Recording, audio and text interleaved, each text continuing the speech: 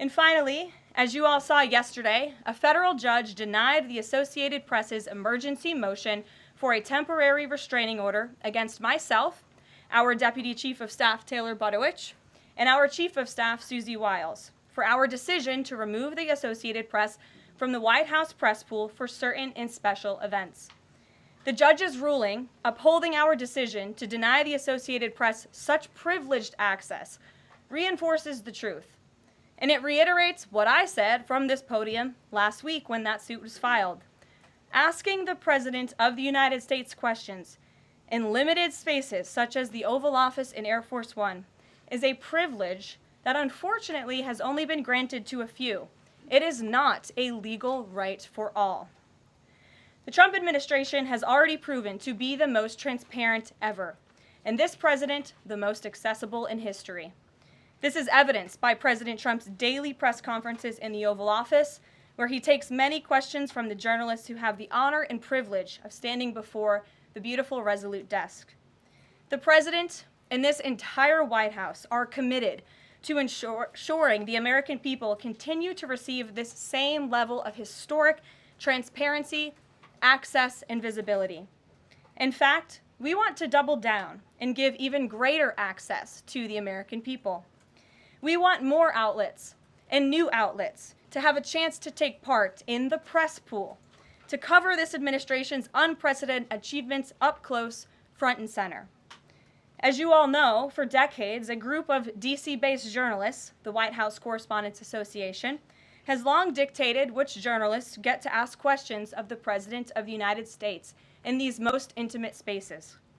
Not anymore. I am proud to announce that we are going to give the power back to the people who read your papers, who watch your television shows, and who listen to your radio stations. Moving forward, the White House press pool will be determined by the White House press team. Legacy outlets who have participated in the press pool for decades will still be allowed to join, fear not, but we will also be offering the privilege to well-deserving outlets who have never been allowed to share in this awesome responsibility. Just like we added a new media seat in this briefing room, legacy media outlets who have been here for years will still participate in the pool, but new voices are going to be welcomed in as well. As part of these changes, we will continue the rotation amongst the 5 major television networks to ensure the President's remarks are heard far and wide around this world. We will add additional streaming services which reach different audiences than traditional cable and broadcast. This is the ever-changing landscape of the media in the United States today.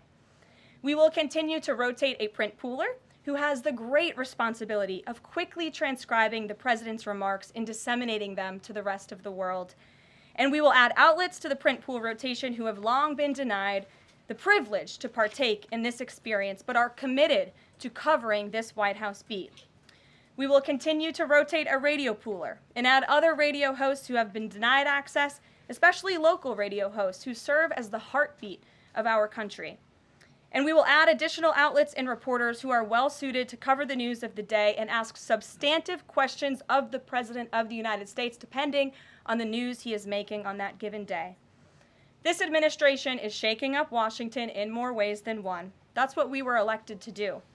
As I have said since the first day behind this podium, it's beyond time that the White House press operation reflects the media habits of the American people in 2025, not 1925.